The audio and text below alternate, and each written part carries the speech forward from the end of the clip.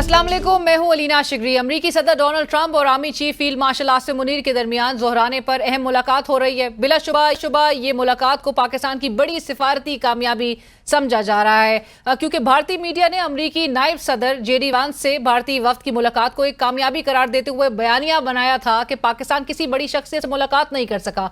Army chief का 5 रोज़ा अमरीकी दौरा और सदर ट्रंप से ये पावर लंच ईरान इजराइल जंग के हालात में काफ़ी अहमियत इख्तियार कर गई है।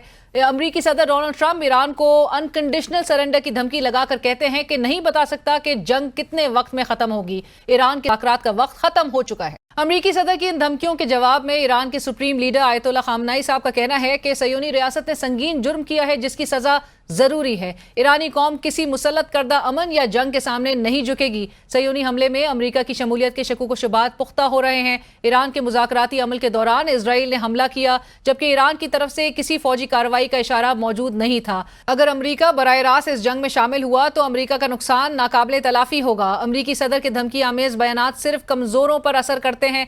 ईरानी कौम इन खाली धमकियों से खौफजदा नहीं होगी और कभी हथियार नहीं डालेगी। इजरायली वजीर आज़म नेतन्याहू ईरान के एटमी प्रोग्राम के बारे में कई दहाइयों से मुतज़ाद झूठे बयानात देता आ रहा है।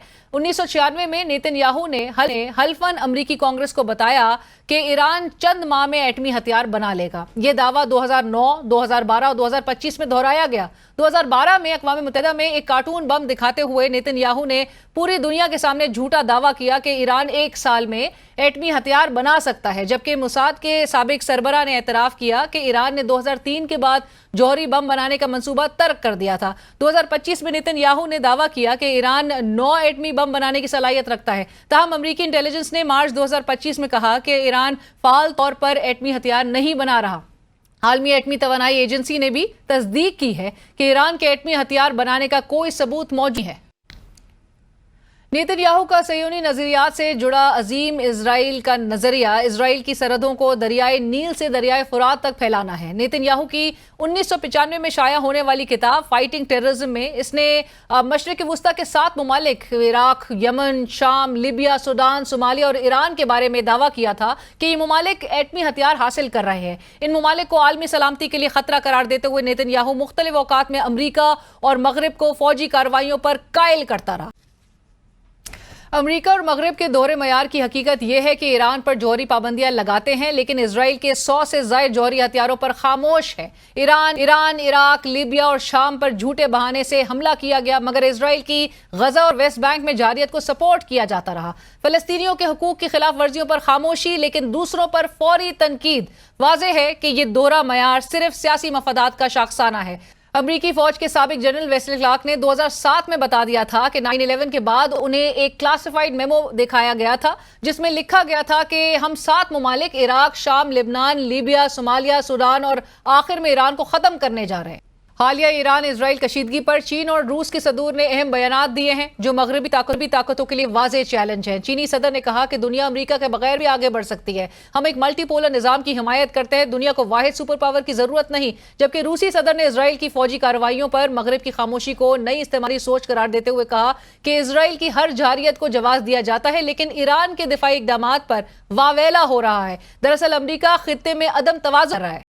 Senator Mushaid Hussain Saeed Saab needs no introduction, expert on international affairs and chairman Pakistan China Institute joins us in the studio. Assalamu alaikum sir. Thank you for joining us. It's a pleasure. Thank you sir.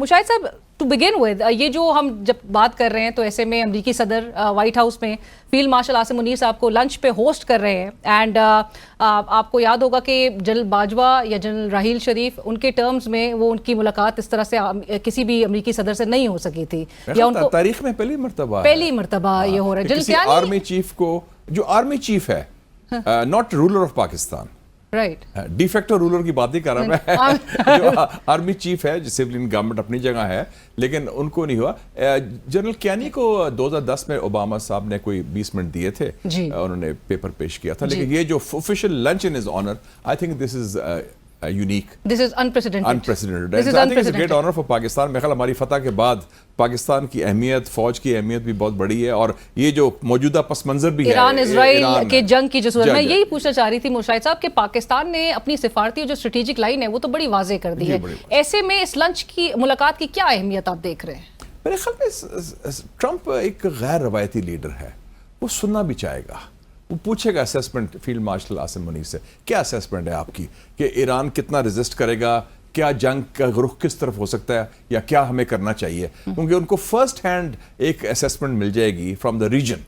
हम उनके Iran के दोस्त भी हैं, Iran के हमसाए भी हैं, और ईरान का हम साथ भी दे रहे हैं, तो हमारी असेसमेंट जो हमारे जो व्यूज़ हैं आर्मी चीफ के, दे मैटर। एंड क्या अमेरिकी सदर ये भी एक कोई सालिस का किरदार अदा करने का भी कह सकते हैं बिटवीन ईरान एंड अमेरिका? मेरे ख्याल में अगर वो कर दे तो हम बहुत अच्छे सालसी हैं। हमने अमेरिका और चीन को सुलह करा दी थी, और ये अब भी कर सकते हैं। और 2 रोज कबल इसहाक डार साहब ने भी ये बात क्लियर की थी कि हम जो है वो हम शायद एफर्ट्स कर भी चुके थे, कर चुके थे। और मेरे ख्याल में जो फील्ड मार्शल आसिम मुनीर ने स्पीच भी कल डायस्पोरा की, बड़ी अच्छी स्पीच की है। उन्होंने एक तरफ इजराइल की मजम्मत की है, ईरान से यकजहती का इजहार भी किया है, और ये भी अमेरिका को भी कहा है कि जंग बंद करें, क्योंकि जंग के जो नताइज हैं वो पे किसी के काबू में नहीं होंगे बशमूल अमेरिका। और मैं समझता हूँ ये जंग ट्रंप को डैमेज बड़ा कर सकती है। मैं मुशाहिद साहब, मैं चाहूंगी कि नाजरीन को भी समझाने के लिए, डोनाल्ड ट्रंप की पर्सनालिटी अभी समझ नहीं आ रही है। अब late there be no ambiguity कि जब उन्होंने री इलेक्ट वो हुए, रीअपॉइंटमेंट उनकी जो हुई, ट्रंप ने सब पहली बड़ी सियासी गलती की है मेरे ख्याल के। वो तो पीस की बात नहीं कर रहे थे कि मतलब वो जंग बंद करेंगे, जंगे शुरू नहीं करेंगे। उसको मेरे ख्याल में इजराइल लॉबी ने फंसा दिया है, एंड वो ट्रैप हो गए। उन्होंने कहा कि जी ये तो पंजाबी में चिड़ी नहीं फड़केगी, 48 घंटे में 24 घंटे में हम फायर कर देंगे, ईरान तो उधर लेट जाएगा। तासुर ये दिया गया कि फर्स्ट डे यही हुआ कि उनके मिलिट्री हाई कमांड, साइंटिफिक जो एस्टेब्लिशमेंट है और टॉप लीडर्स हैं, वो तो सारे बेचारे शहीद कर दिए, बिल्कुल वीकन कर दिया। पहले दिन इट वाज अ सरप्राइज, क्योंकि उसमें अमेरिका का धोखा भी शामिल था। ईरान उसमें आ गया, और वो उनका ख्याल था कि जितनी देर मुज़ाकरात होंगे जंग नहीं होगी। तो लेकिन उसके बाद आप देखें ना, एक हफ्ता ऑलमोस्ट हो रहा है, Iran is hitting back, Mossad का headquarter has been hit, other things have been hit. अभी तो शुरुआत है जी। और ईरान के सुप्रीम लीडर की आज स्टेटमेंट आ गई, जो गुज़िश्ता रोज जो डोनाल्ड ट्रंप कह रहे हैं अनकंडीशनल सरेंडर करें, वो कहते हैं आगे से ये डैमेज जो है this will be irreparable and this will be far greater than any harm done to Iran. ईरानियों को एक चीज तो पता है, उनके एक हिम्मत है, हौसला है, वो लड़ना जानते हैं, और शहादत उनके लिए ठीक है, वो फेस कर लेते हैं। 8 साल लड़े हैं इराकी जहारियत के खिलाफ, और कई और भी मुकाबले किए हैं। तो ये मेरे ख्याल में ये इनको ट्रंप का अपना जो बेस है वो इफेक्ट होगा इससे, क्योंकि जो लोग उसके जिन्होंने वोट दिया था Trump, make America great again, हाँ, मेगा वाले जो क्राउड है, वो कहते थे कि अमेरिका पर फोकस करो, पंगे ना लो। तो ये तो आप उसके ट्रैप में आ गए। वो तो बल्कि बाइडेन को सारा बैगेज जो है वो बाइडेन का बताते थे, बाइडेन ने जंगें शुरू की, एग्जैक्टली, या बुश ने जंगें शुरू की, ओबामा ने लीबिया किया था। तो वो ये ट्रंप अपने जो अपनी पॉलिसी के खिलाफ गया है, और मेरे ख्याल इसका रिएक्शन भी होगा अमेरिका के अंदर भी। और मुशाहिद साहब ये भी ज़रूर बताइएगा नाजरीन के लिए भी कि जो टारगेट्स हिट किए ईरान में इजराइल ने, ये नेचुरली एक सिर्फ न्यूक्लियर वेपन्स से इसको रिस्ट्रिक्ट करने के लिए तो नहीं कर रहा था, इसके ज़्यादा ब्रॉडर एजेंडा इजराइल का naturally. That is the key question. आपने जो सवाल पूछा ना, तो असल मकसद न्यूक्लियर है ही नहीं, क्योंकि जिस किस्म के जो टारगेट्स इन्होंने हिट किए हैं वो रजीम चेंज है। ईरान का जो इनकलाब है, ईरान का जो निज़ाम है, उसका खात्मा करना। ये बिल्कुल बी वेरी क्लियर, न्यूक्लियर का कोई ताल्लुक नहीं, क्योंकि ये तो तुलसी गैबार्ड जो है डायरेक्टर नेशनल इंटेलिजेंस, उसने 26 मार्च को जो टेस्टिमनी दी थी, शी सेड कि Iran is not building the bomb. वो तो अमेरिका, और she is the head of 17 intelligence agencies, उसकी कलेक्टिव असेसमेंट थी, जो ट्रंप ने कहा कि मैं उसको सीरियस नहीं लेता, लेकिन फिर भी वो असेसमेंट तो थी। तो ये मकसद इनका रजीम चेंज है, और रजीम चेंज के बाद पता नहीं क्या ईरान से तकसीम करना या क्या करना। तो हम तो नहीं चाहेंगे कि इजराइल का बॉर्डर ताफ्तान बन जाए। And Mushahid साहब, do you remember Netanyahu in his book in 1995 had mentioned say 7 nations, ये जो 7 nations को, वो लिस्ट जो तैयार हुई थी ओरिजिनली वो नेतन्याहू का था। वो 30 साल पहले थी, और 20 साल कबल भी जो वेस्ले क्लार्क ने कहा कि 20 सितंबर को 9/11 के बाद 9 दिन के बाद वो गया, 20 सितंबर उसने डेट भी दी है। उसमें कहा कि वो तो फैसला हो गया 7 जंगें हमने 5 सालों में इनको फारग करना है, जिसमें ईरान शामिल था उसकी लिस्ट में। एंड बाकी पे तो हमने देखा कि किस तरह से नेतन्याहू की जंगें हैं, इराक की जंग, सीरिया की जंग, लीबिया की जंग, ये पंगे जो लेने सारे। और ट्रंप और अमेरिका जो है वो ड्रैगन हो रहा है इसके अंदर। Exactly. और अभी आपने कहा कि ये फिर मजीद जो है वो ट्रैप हो चुका है। मेरे ख्याल में ये ट्रंप ने बहुत बड़ी गलती लेकिन की जो मोटिव्स है इस बार, जिस तरह ईरान रिटेलिएट किया है, जो रिस्पॉन्स ईरान की तरफ से आया है इस बार, मोटिव्स इतने रिजीम चेंज की भी जो अगर टारगेट था आपने जिस तरह से कहा, वो इंजीनियर कर सकेंगे या रिजीम डिस्ट्रक्शन को परहैप्स? وہ ایران کی تباہی تو ہو رہی ہے لیکن اس کا اسرائیل کا بھی نقصان ہو رہا ہے اور یہ حالات ان کے قابو میں نہیں رہیں گے. میرے خیال میں یہ جنگ جو ہے نا یہ کسی اور کروٹ بھی لے سکتا ہے. اور don't forget one other thing, Iran کے پاس ابھی بھی آپشنز ہیں. اگر ایران مثلا اسٹریٹس آف ہارمس میں جہاں سے تیل نکلتا ہے اتنا جاتا ہے 30% دنیا کا تیل, اگر وہ مائن کر دے تیل کی قیمت کہاں جائے گی؟ اگر امریکن اڈے حملے ہو جائیں, اگر بڑھ جائے, اگر طویل ہوگی جنگ تو پھر معاملات بہت خراب ہو جائیں گے. امریکہ کے لیے بھی اسرائیل کے بھی اسرائیل چاہتا ہے کہ کوئک وکٹری, ان کا لمبی جنگ برداشت کر سکتے ہیں. اور یہ ابھی جو مشاہد صاحب G7 کی جو سٹیٹمنٹ آپ کی نظر سے گزری ہوگی, شرمناک منافقانہ دورے میں یہ تو اگریسر کی بات ہی نہیں کر رہے, یہ تو الٹا بلیم جو ہے وہ ایران پہ. کیا بیان دیا جرمن جو ہے چانسلر مرٹس نے کہ Israel is doing the dirty work for us, ہمارا گندا کام اسرائیل کروا رہا ہے. ان کو شرم آنی چاہیے کہ یہ بات بڑی تسکین کے ساتھ, بڑی خوشی کے ساتھ یہ بات کر رہے ہیں. اور they talking like a mafia boss کہ ہم اس کو مار دیں گے, اس کو کر دیں گے. یہ آپ ہیڈز آف اسٹیٹ ہیں ممالک کے, آپ کو مہذب رولز آف دا گیم نہیں ہے. اور یہ مغربی ہے, یہ بلکہ مجھے خوشبو آ رہی ہے صلیبیت کی بھی, کروسیڈر مینٹیلٹی کی بھی. ابھی میں آرٹیکل پڑھا تھا ایک, وہ آپ بھی پڑھتی رہتی کافی آرٹیکلز. سر نائل فرگوسن ہے, British writer, he is based in Stanford University. اس نے کہا ہے Netanyahu has restored the credibility of the West, کہ نیتن یاہو نے حملہ کر کے مغرب کی جو ہے ساتھ کریڈیبلٹی کو بچا لی ہے. دیکھیں تو اس کا مغرب کا تعلق کیا ہے, اس کا مطلب جنگ ایک طرف تو امریکہ کی بالادستی کا خاتمہ ہو رہا ہے, مغربی بالادستی کا, تو اس کا جو پٹھو ہے اس خطے میں اس کی بالادستی قائم کرنے کی کوشش ہو رہی ہے بیسکلی, تاکہ مسئلہ فلسطین کو ختم کر دیا جائے. That is the objective. Right. اور اب یہ بات جس طرح آپ نے بھی کہا کہ یہ شرمناک ان کی سٹیٹمنٹ ضرور تھی, لیکن اب فرانس کے جو پریزیڈنٹ ہے, صدر ہے میکرون, ان کا باہر آ کے یہ بات کہنا کہ جو یہ کانسیکوینسز اس کے ہوں گے وہ ایک کیوس میں نظر آ سکتا ہے, ریجن میں کیوس ہو سکتا ہے, رجیم چینج ہو سکتا ہے. اس حوالے سے مطلب یہ سٹیٹمنٹ میں تو کہیں بھی ریفلیکٹ نہیں کرتا کہ کسی ایک کا بھی سٹانس جو ہے وہ ایسا نظر آئے. کسی ایک سٹانس نے, کسی ایک مغربی لیڈر نے اصولی موقف نہیں اپنایا, نہ فلسطین کے اوپر نہ ایران کے خلاف جارحیت کے اوپر. تو ان کا کوئی دین ایمان ہی کوئی نہیں. کیا بات کرتے ہیں ہیومن رائٹس کی, رول آف لا کی, UN چارٹر کی. یہ تو صرف گورستان کے انٹرسٹ کو ڈیفینڈ کرتے ہیں, ویسٹرن سیولائزیشن کے انٹرسٹ کو, مغربیت کے انٹرسٹ کو. مشاہد صاحب آپ کی اجازت سے ایک بریک شامل کرتے ہیں. ناظرین کہیں مت جائے گا, سینیٹر مشاہد حسین سید صاحب اس وقت ہمارے ساتھ پروگرام میں موجود ہیں. ڈسکشن کو آگے بڑھائیں گے ایک بریک کے بعد. Welcome back. امریکی صدر نے اس سال کے آغاز میں ہی ان کی یہ اسٹیٹمنٹ کہ if I am back at the White House, the US will stand with Israel 100% without hesitation, without any qualifications, without any apologizing. So this was pretty clear. وہ تو سارے پرو اسرائیلی ہیں نا, وہ تو ان کے ایمان کا حصہ ہے کہ اسرائیل کی سپورٹ کرنا, لیکن جنگیں شروع کرنا یہ اس کا ایجنڈا نہیں تھا. جنگیں بند کرنا اس کا ایجنڈا تھا. اور وہ خود کہتا رہا کہ میں کولڈ وار نہیں چاہتا. وہ تنقید کرتا رہا بائیڈن کی, اوباما کی, بش کی, کہ انہوں نے جنگیں شروع کی ہیں. تو یہ اپنے جو ایجنڈا ہے داخلی ایجنڈا, اس کے خلاف بھی گیا ہے. اپنے جو ویژن پیش کیا تھا اس نے, جس کی بنیاد پر وہ الیکشن جیتا تھا ٹرمپ, اس کے خلاف بھی گیا ہے. تو میرے خیال میں ٹرمپ کو بھی اس کی پولیٹیکل پرائس پے کرنی پڑے گی امریکہ کی سیاست کے اندر. رائٹ. اینڈ مشاہد صاحب, Iran not hitting any US targets, کیونکہ امریکی صدر آپ کو پتہ ہے کچھ روز قبل سے جب سے یہ آغاز ہوا تھا تب سے وہ ان کو باور کرا رہے تھے, تنبیہ کر رہے تھے کہ آپ ہمارے انٹرسٹ کو کوئی بھی حملہ اس پہ نہ کریے گا. ابھی تک حملہ نہ کرنے کے اس کے پیچھے وجوہات کیا ہو سکتی ہے, یا اس کا ایران کا اس سے کیا ایران سگنل کرنے کی کوشش کر رہے ہیں؟ ایران بیسیکلی کہہ رہا ہے کہ دیکھیں جی, ہمارے خلاف جارحیت ہو رہی ہے, ہم کسی کے خلاف جارحیت نہیں کر رہے, اور ہماری اگر اسرائیل نے ہمیں حملہ کیا تو ہم اس کی جوابی کارروائی کر رہے ہیں اپنے دفاع میں, جو ان کا حق ہے. لیکن ہم کسی اور ملک بشمول امریکہ کے خلاف ہماری کوئی جنگ نہیں ہے فی الحال, باوجود اس کے جو آج آیت اللہ خامنہئی. لیکن وہ میرا مطلب ہے کہ وہ ایران تو شو کر رہا ہے ریسٹرینٹ, اور لیکن امریکہ کی طرف سے وہ بات آگے بڑھی جا رہی ہے. اور ٹرمپ نے یہ بھی کہہ دیا نا کہ وی کا مطلب ہم سے کیا مراد ہے, ہم سے مطلب امریکہ اور اسرائیل together.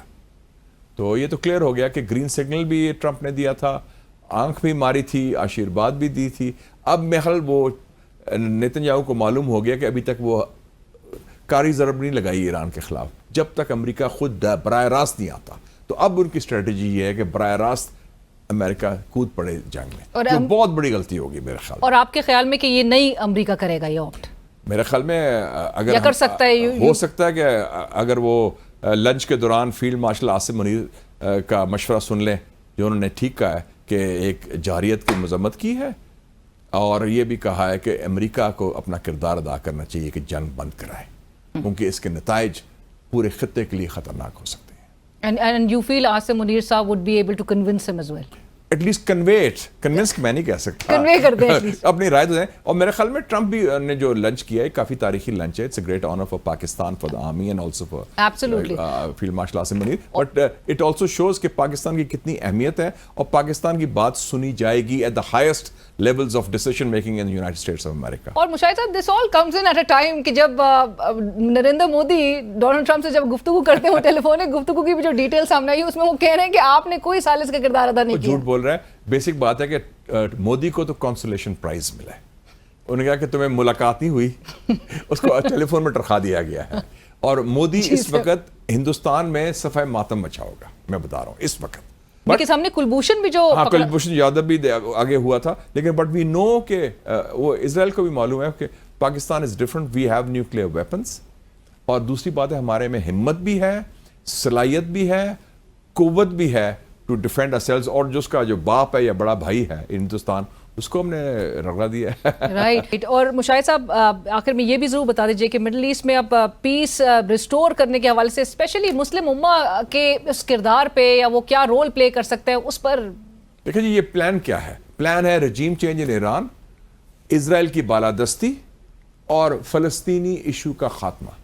This is the game plan. تو اس کو تو ہمیں ریزسٹ کرنا چاہیے. دس از ان acceptable in the 21st century. اور جو لوگ خاموش بیٹھے ہیں, جو لوگ ڈرے ہوئے ہیں, ان کو بھی کم سے کم آواز بلند کرنی چاہیے, کیونکہ کل کو پھر ان کا بھی جو حشر ہوگا کیا ہوگا. اور ڈرا ہوا کون ہے؟ حکمران ان مسلمان ممالک کے.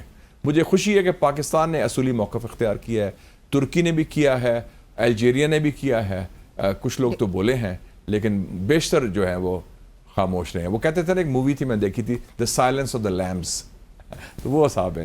And Pakistan, do you feel can also take a step forward? Pakistan has taken a very good position, a principled position, اور ہم اس پر قائم ہیں. اور ایران بھی اس سے مطمئن ہے, بلکہ ایرانی پارلیمنٹ نے تو نعرے یہ تشکر پاکستان, تشکر بالکل ان کے پارلیمنٹ میں تو ہم نے تو پورا صحیح سٹینڈ لیا, اصولی موقف لیا. اور آج کے اس لنچ کی ڈیولپمنٹ کو لے کر ایران میں آپ کو نہیں لگتا کہ کوئی بھی اپریہنشنز یا کوئی بھی اس قسم کے تاثر جائے گا؟ نہیں, ان کو پتا ہے کہ پاکستان ایران کا دوست ہے. اگر ہم ایران کے حق میں ہی بات کریں گے جہاں بھی کریں گے, تو وہ ان کے حقوق کا تحفظ ہوگا انشاءاللہ. اور آپ نے جس طرح سے کہا کہ فیلڈ مارشل ایٹ لیسٹ اگر کنونس نہیں تو کنوے ضرور کر پائیں گے. بالکل. اور امریکی صدر وی ریئلی ہوپ کہ ہمیں سینٹی پریویل کرتے ہوئے نظر آئے دنیا میں اور ریجن میں اسٹیبلٹی قائم ہو. تھینک یو سو مچ مشاہد صاحب فار جوائننگ اس. ساتھ ہی بریک پہ چلتے ہیں, ہمارے ساتھ رہیے. جناب سینیٹر بیرسٹر علی ظفر صاحب اس وقت ہمیں جوائن کر رہے ہیں. سینیٹر صاحب السلام علیکم, تھینک یو فار جوائننگ اس سر, بہت شکریہ. سینیٹر صاحب سب سے پہلے تو گفتگو کا آغاز آج کی جو سپریم کورٹ میں مخصوص نشستوں کے کیس کے حوالے سے سماعت ہوئی اور اس میں بھرپور دلائل جو ہے وہ سامنے آئے, اور کنول شوزف صاحب کے جو وکیل ہیں سلمان اکرم راجہ صاحب, انہوں نے دلائل دیے. کل بھی وہ دلائل ممکنہ طور پہ اپنے مکمل ان کے ہو جائیں گے. اس کیس میں بیرسٹر صاحب آپ کو کیا لگ رہا ہے, کیا ہونے والا ہے؟ کافی چہمو گوئیاں تو اس حوالے سے ہو رہی ہیں کہ پاکستان تحریک انصاف کے ہاتھ جو ہے وہ کچھ نہیں آنے والا. آپ کو بھی, آپ کی جماعت کو ایسا محسوس ہو رہا ہے؟ جی دیکھیں, جب تک فیصلہ نہیں آتا کچھ کہا نہیں جا سکتا, لیکن جو قانون ہے اس کی بات کرتے ہیں تھوڑی دیر. فیصلہ کیا ہوگا وہ اپنی جگہ. قانون تو یہ ہے کہ جب ریویو کا کیس فائل ہوتا ہے, یعنی کہ سپریم کورٹ ججمنٹ دے دے اور سپریم کورٹ میں ہی اس ججمنٹ کے خلاف نظر ثانی کی درخواست ہو, تو وہ 99% جو ہے وہ درخواست کو مسترد کر دیا جاتا ہے. یعنی کہ جو پہلی ججمنٹ ہے سپریم کورٹ کی وہی فیصلہ قائم رہتا ہے. یہ تو ہیں سٹیسٹکس جو ماضی میں کیسز کے ساتھ ہوتا رہا ہے. اب اگر آپ آبزرویشنز کی طرف جائیں, جو جج صاحبان کی آبزرویشنز ہیں, تو آپ مختلف اس پہ ایکسپیکٹیشن رکھ سکتے ہیں, لیکن آبزرویشنز ہمیشہ حتمی فیصلے میں دیکھنے میں نہیں آتی. ضروری نہیں ہے کہ جو آبزرویشنز ہوں وہی فیصلہ ہو. اب فیصلے کیا ہو سکتے ہیں اس پہ ہم بات کر لیتے ہیں. ایک فیصلہ تو یہ ہو سکتا ہے کہ ریویو ایکسیپٹ ہو جائے, یعنی نظر ثانی کی درخواست ایکسیپٹ ہو جائے, اور ایس آئی سی کے جو कैंडिडेट्स थे उनको इंडिपेंडेंट समझा जाए, आज़ाद उम्मीदवार समझा जाए और कोई सीट ना दी जाए एसआईसी को। ये एक ऑप्शन हो सकती है। दूसरी ऑप्शन ये हो सकती है कि नजरसानी की दरखास्त एक्सेप्ट करने के बजाय रिजेक्ट कर दी जाए और जो पहला फैसला था वही कायम रहे। और तीसरी ऑप्शन ये है कि एसआईसी के जो इंडिपेंडेंट कैंडिडेट्स थे उनको ना दी जाए और जो पीटीआई के कैंडिडेट्स थे उनकी हद तक कम से कम रिजर्व सीट्स दे दी जाएं। और चौथी पॉसिबिलिटी एक और दिमाग में आती है, लेकिन उसकी बड़ी रिमोट चांस है, और वो ये है कि किसी को भी कुछ ना मिले रिजर्व सीट्स। तो ये चारों पॉसिबिलिटीज हैं जो हो सकती हैं इस वक्त जिस तरह केस जा रहा है। लेकिन रिव्यू में जिस तरह मैंने कहा कि नॉर्मली अदालत पूछती है कि हमारे पहले फैसले में क्या गलती थी, हम क्यों तब्दील करें पहला फैसला। सिर्फ इसलिए तब्दील नहीं होता कि कोई व्यू मुख्तलिफ आ जाए, तब्दील इसलिए सिर्फ होता है अगर पहला जजमेंट कानून के खिलाफ हो। बट बैरिस्टर साहब, आपने जो तीसरी पॉसिबिलिटी बताई कि जहां पर आप कहते हैं कि ऐसा भी हो सकता है कि पाकिस्तान तहरीक इंसाफ को दे दी जाए, आपकी जो बुनियादी एतराज़ भी और जो ऑब्जर्वेशंस भी गुफ्तगू जजेस के सामने आ रही है, आज भी सलमान अकरम राजा साहब से मुखातिब हो के जस्टिस शाहिद बिलाल साहब ने ये कहा कि आप तो केस में जो है वो मरकजी जो फरीक है वो भी नहीं है, पाकिस्तान तहरीक इंसाफ जो है it's not a party in this case. बार बार जजेस का इस नुक्ते पर इन्हिसार करना और एक बाकायदा तौर पर सलमान राजा साहब को कहा कि आप एक इंटरवीनर हैं इस केस में, क्या आपको वाकई लगता है कि इसके बाद पाकिस्तान तहरीक इंसाफ के लिए कोई भी पॉसिबिलिटी जो है उनको सीट्स मिलने के हवाले से वो मौजूद होगी? देखिए, पॉसिबिलिटी हो सकती है कि वो दुरुस्त बात है कि पार्टी नहीं थे और इंटरवीनर हैं। उस हद तक तो एक कानूनी नुक्ता है जो जजेस सवाल पूछ रहे हैं, लेकिन मैं असूल की बात कर रहा हूं कि अगर सपोजिंग ये फैसला होता है कि सिर्फ उन लोगों को मिलना है जिन्होंने जिस पॉलिटिकल पार्टी के कैंडिडेट बन के आए, सिर्फ उन लोगों को समझा जाएगा पीटीआई का कैंडिडेट, तो उसमें तो फिर पीटीआई को खुद ही मिल जाएगा, उसमें कोई पीटीआई को पार्टी बनने की जरूरत नहीं है। जितने उनके कैंडिडेट्स जो थे विनिंग कैंडिडेट्स, जो पार्लियामेंटेरियंस पीटीआई के टिकट पे आए हैं, उनको तो फिर मिलेगा उस असूल के मुताबिक। तो ये पोजीशन है। बट बैरिस्टर साहब, पीटीआई के कैंडिडेट्स है वो ये कह रहा हूं, जो इंडिपेंडेंट कैंडिडेट्स थे, जीतने के बाद आपके कैंडिडेट्स ने पीटीआई वापस से ज्वाइन क्यों नहीं की? क्या ये पाकिस्तान तहरीक इंसाफ के पार्ट पे एक बहुत बड़ी गलती हो गई है? जी देखें, गलती तो मैं नहीं कहूंगा। ये उस वक्त आपको याद है कि एक बड़ा मेजर एक क्राइसिस था हमारे लिए, क्योंकि जस्टिस काजी फाइजा साहब की जो सुप्रीम कोर्ट था, उन्होंने बल्ला हमसे ले लिया था, छीन लिया था पीटीआई से, और पीटीआई के पास कोई ऐसा सिंबल नहीं था जिसके तहत उसके कैंडिडेट्स लड़ सकें अदालत में, कंटेस्ट कर सकें इलेक्शन। तो अदालत में जब ये बताया गया है कि हमारे पास ये माहौल था कि उस वक्त हमारे पास सिंबल नहीं था, अदालत ने ये जरूर कहा है कि ये हमने तो नहीं रोका था आपको कि आप पीटीआई के कैंडिडेट फिर भी ना प्रोसीड करें, लेकिन ईसीपी ने जरूर रोका था हमें, और ईसीपी ने इजाजत नहीं दी थी कि ये पीटीआई के कैंडिडेट्स पीटीआई के प्लेटफॉर्म पे इलेक्शन लड़ें। तो जब इलेक्शन कमीशन ने हमारे साथ ये ज्यादती की थी, तो इसलिए ये कसूरवार हमें नहीं समझना चाहिए किसी को कि ये कसूरवार पीटीआई का उसका कसूर था। ये इलेक्शन कमीशन ने हमारे ऊपर एक तरह से फोर्स किया था, हमारे ऊपर हमें चूंकि इजाजत नहीं दी थी, इसलिए हमें करना पड़ा था ये। और जीतने के बाद भी पीटीआई ज्वाइन आप नहीं कर सकते थे? जी, वो तो फिर हम इलेक्शन कमीशन अलाउ करेगा तो हम कर सकते हैं। उसी के लिए केस का झगड़ा किया, और जो पहला जजेस सुप्रीम कोर्ट के जजेस थे उन्होंने हमें वक्त दे दिया था कि आपके पास इतना वक्त है कि आप ज्वाइन कर लें। अब इस तमाम तर मामले के पीछे बैरिस्टर साहब आपको क्या लग रहा है, ये जो बाज़गश्त हो रही है 27वीं आईनी तरमीम की, क्या यही मोटिव है इसके पीछे? देखिए, 27वीं आईनी तरमीम इतना आसान नहीं। आपको याद है 26वीं तरमीम में भी बड़ा कुछ करना पड़ा था हुकूमत को, और बड़े हमारे लोग तोड़ने पड़े थे। तो इतना आसान नहीं है कि 27वीं तरमीम उसी तरह आ जाएगी, लेकिन यकीनी तौर पे 27वीं तरमीम की बातें हो रही हैं। मुझे लगता है ये अफवाह है, अभी तक मुझे कोई कॉन्क्रीट बात ऐसी नहीं नजर आई कि कोई 27th अमेंडमेंट आ रही है, और क्यों आएगी वो तो डिपेंड करता है कि आगे जाके क्या फैसले होते हैं। لیکن یقینی طور پہ اس وقت تو کوئی آن دا کارڈز نہیں ہے. علی ظفر صاحب، اب اس موونگ آن، جو پاکستان پیپلز پارٹی کے ساتھ جو رابطے ہو رہے ہیں پاکستان تحریک انصاف کے، اور اس بجٹ کے تحفظات اس پر جو آپ کی جماعت کو بھی ہیں، پیپلز پارٹی کو بھی ہے بینگ گورنمنٹ ایلائی، اس میں آپ کو لگتا ہے کہ پیپلز پارٹی واقعی سنجیدہ ہوگی اور اس کے ساتھ آپ لوگ الائن ہو سکتے ہیں اس نقطے پر؟ جی دیکھیں، سب سے پہلے تو یہ بتاؤں کہ جو پیپلز پارٹی کے مختلف سپیکر سینٹ میں بولے اور جو ان کے M N a national assembly میں بولے بجٹ کے بارے میں، تو انہوں نے کافی تنقید کی. لگ رہا تھا جس طرح وہ کہ اپوزیشن کی ایک جماعت تنقید کر رہی ہے. لیکن ایک سینیٹر صاحب ہیں ہمارے، انہوں نے آج اپنی تقریر کی، وہ اتحادی ہیں اس حکومت کے، تو انہوں نے ایک بات کہی جو بڑی انٹرسٹنگ ہے، اور انہوں نے کہا کہ ہم اس کو بجٹ کو پہ تنقید تو کر رہے ہیں، اس کو اپوز کر رہے ہیں ہم، لیکن جب ووٹ کی باری آئے گی تو ہم اس بجٹ کے لیے ووٹ دیں گے. تو مجھے لگتا ہے کہ پیپلز پارٹی کا بھی یہی حال ہے کہ وہ فی الحال اس کی تنقید تو ضرور کر رہے ہیں، لیکن وہ تنقید کر رہے ہیں صرف اپنی پاپولیرٹی کے لیے، پبلک میں دکھانے کے لیے کہ ہم بھی دیکھیں آپ کے ساتھ کھڑے ہیں، بجٹ بڑا خراب ہے اور ہم اس پہ عوام کے ساتھ ہیں اور ہم غریب عوام کے ساتھ ہیں.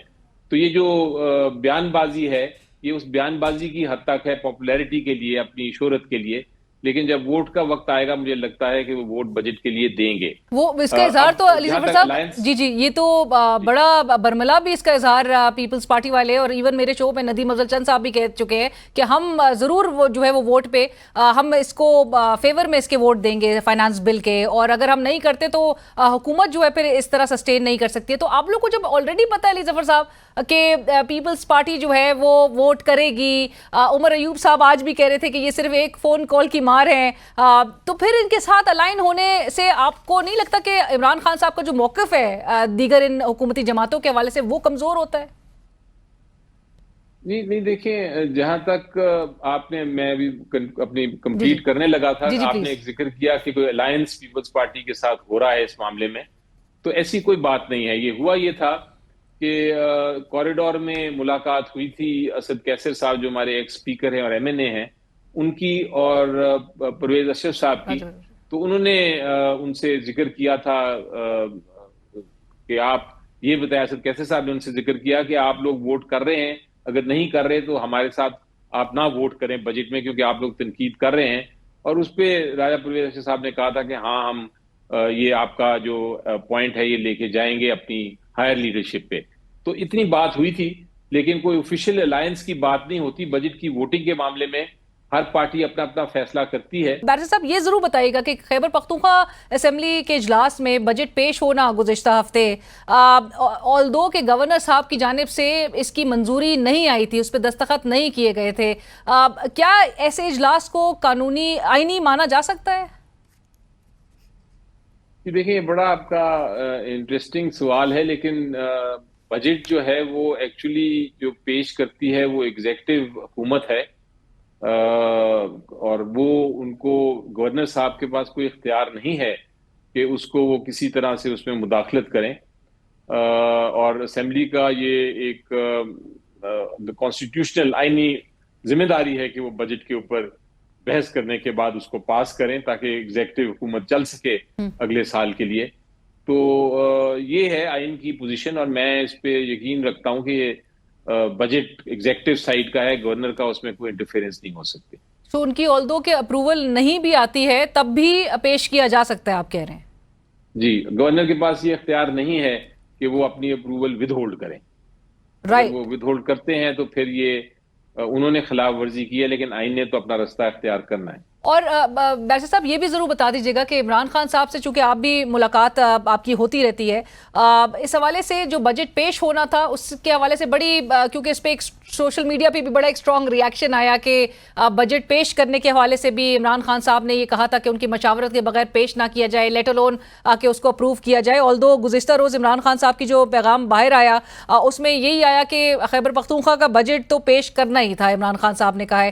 سو یہ اپروولز اب subject to the meeting that he says کہ عمر ایوب صاحب، علی امین گنڈاپور صاحب، مزمل اسلم صاحب اور تیمور جھگڑا صاحب ان کے مشاورت کے ساتھ ہی پھر یہ اپروول کی سٹیج پہ جائے گا. آپ کی بات درست ہے کہ یہ اشارہ دیا تھا عمران خان صاحب کی طرف سے آیا تھا کہ آپ بجٹ پاس نہ کریں جب تک میرے سے اپروو نہ کرا لیں. تو اب چونکہ ان سے ملاقات نہیں ہوئی اور ان کو بھی پتا ہے کہ بجٹ نے تو پاس ہونا ہے، تو شاید ایک اسپیشل کمیٹی ہے جو کہ اس کو دیکھ رہی ہے. لیکن جیسا میں نے کہا کہ وہ کانسٹیٹیوشن کے ایک طرح سے باہر یہ کنسلٹیشن ہوگی.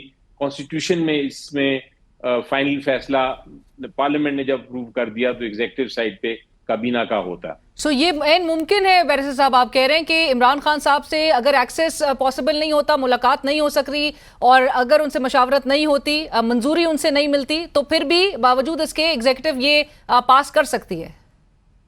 یہ پاس تو کانسٹیٹیوشنلی تو کر سکتی ہے. اب وہ پریکٹیکلی وہ کس طرح کرنا ہے وہ پارٹی کی مرضی ہوتی ہے، اور عمران خان صاحب پارٹی کے لیڈر ہیں، وہی فیصلہ کریں گے یا کر سکتے ہیں اس کے اوپر اور اپروول دے سکتے ہیں. میری چونکہ ملاقات نہیں ہوئی تو مجھے نہیں پتا کہ اس کے بعد ان کی کیا انسٹرکشنز آئی ہیں.